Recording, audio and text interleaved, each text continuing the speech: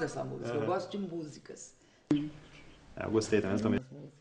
E a senhora, e você ouve as músicas no... Da carta. Cassael. Olá, internauta, você que nos acompanha na Rede Mundial de Computadores, no Dilma na Web. Hoje você vai saber mais sobre o que pensa a Dilma para a área da cultura.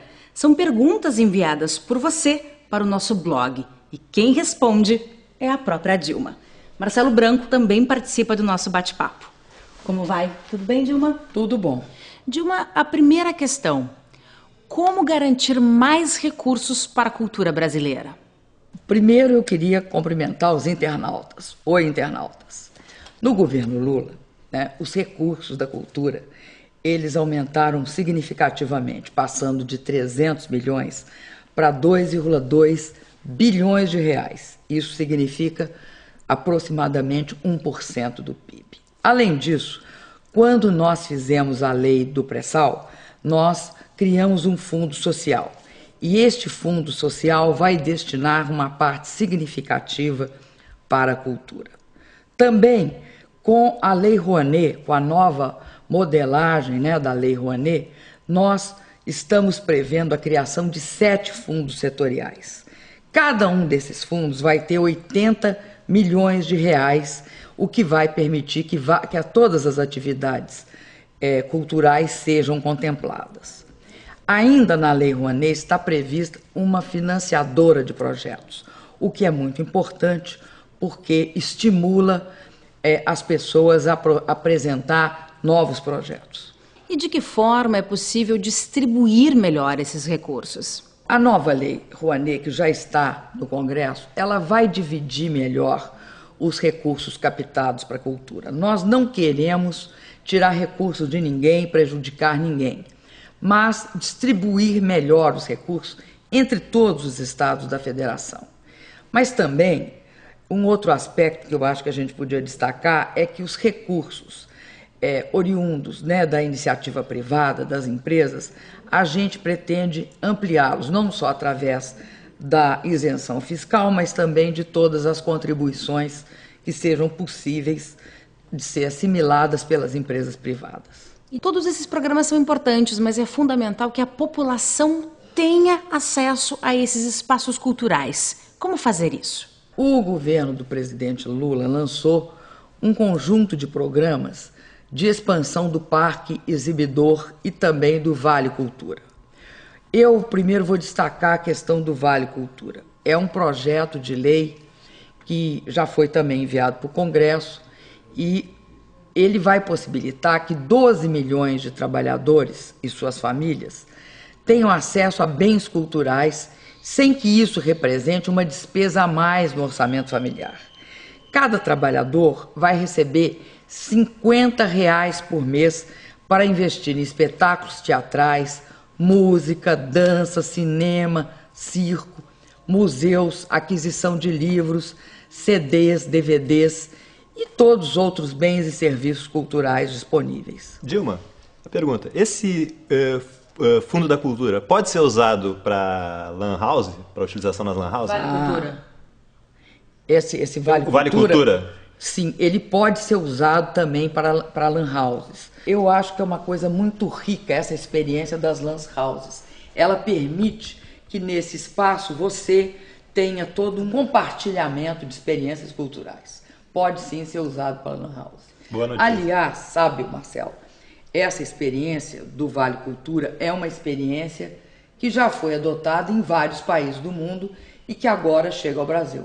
Dilma, e como podemos garantir o acesso à leitura, já que muitas cidades pequenas sequer têm uma biblioteca?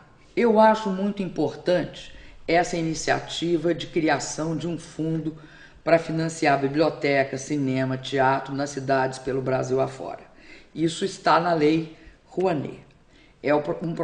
O projeto prevê destinação para biblioteca. Mas, além disso, o que eu acho muito importante na questão das bibliotecas é o projeto do Ministério da Cultura, que recentemente anunciou que vai zerar o número de municípios sem biblioteca no país. Nós sabemos que não basta montar a biblioteca e fornecer acesso gratuito à internet e aos livros, né? É preciso que as pessoas frequentem as bibliotecas, as lan houses. Por isso, no caso da biblioteca, nós criamos e damos suporte para a ação dos agentes de leitura, que são jovens, né, que recebem um salário mínimo para que eles promovam o hábito de leitura nas mais diferentes comunidades do país. Eu acredito que isso é um momento muito importante da democratização do acesso a a um dos maiores, da maior invenção da humanidade, que é o livro. Dilma, você já assistiu uma experiência desse projeto ao vivo? Como é que funcionou isso, esse estimulador cultural contratado pelo Ministério da Cultura? Ele lê para os alunos? Como é que funciona? Olha, eu tive oportunidade de assistir a ação do Mago da Cultura. Ele se vestia com uma roupa de mago, com aquele chapéu pontudo de mago, uma barba branca. E era interessante porque ele reunia as crianças. Primeiro ele lia para a criança, depois a criança lia para ele. E aí se discutia, além do que estava sendo ali lido, né, se discutia de que você gosta mais. Você gosta mais de livro de bicho? Você gosta mais de livro de aventura? Você gosta de livro de fada, de princesinha? Né? O que você pensa? Então era todo um estímulo. E tinha aquela história também, que o mago falava assim, quem é que lê um livro hoje? Né? Tinha os que respondiam assim, eu li. E tinham aqueles que falavam, eu não li. Né? Então tinha um estímulo para os que leram ter um maior espaço ali na conversa com o mago. E todo mundo ficava ali encantado com o mago dos livros. Crianças, desde cedo criança. Olha, eu acho que o amor aos livros a gente desperta antes de saber ler. Ele nasce ali antes da leitura. Quando você manuseia livro de pano, brinca com o texto e, sobretudo, com a imensa imaginação da criança, né? Dilma, mas nós temos outro problema, né, em relação aos cinemas. Muitas cidades pequenas e mesmo em grandes capitais, né, os cinemas foram fechados. Né? E é muito importante que a gente tenha cinema na maioria dos municípios brasileiros. Né? O que você acha que pode ser feito para reverter esse fechamento das salas de cinemas em todo o país? Eu acho que essa é uma questão muito séria, né? Porque todos nós tivemos essa paixão que foi participar de cineclube, etc. De fato, poucas cidades do Brasil hoje têm salas de cinema. O governo federal, nos últimos tempos, já instalou mais de 1.000 novos cinemas, que a gente chama Cine Mais Cultura, em municípios com menos de 20.000 habitantes.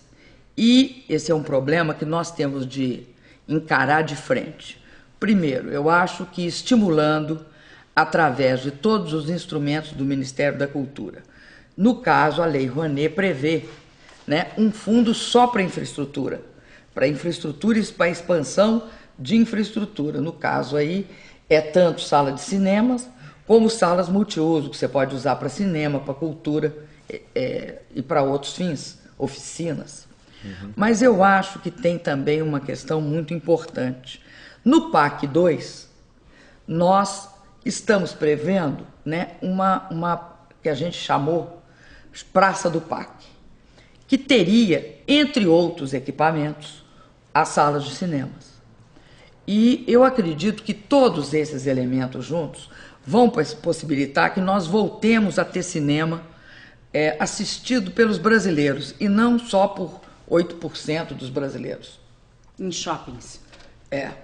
Agora, eu acredito também que é muito importante participar de cineclube. Acho que é uma... Qual foi a tua experiência com cineclubes? Isso foi em Minas ou já era no Rio Grande do Sul? Não, isso foi em Belo Horizonte. Em Belo Horizonte teve o SEC, que era Centro de Estudos Cinematográficos. Né? No SEC, eu assisti Deus e o Diabo na Terra do Sol, Vidas Secas, e isso assim, né, o cinema brasileiro mesmo. Mas também assisti no SEC, né, tudo que era o que havia de, assim, mais, a que a gente achava, assim, mais importante no cinema internacional, que foi o Godard, com todos os seus filmes, que foi também o Truffaut. A gente assistia e discutia. Naquela época até era considerado assim um pouco avançado e muito subversivo discutir filme.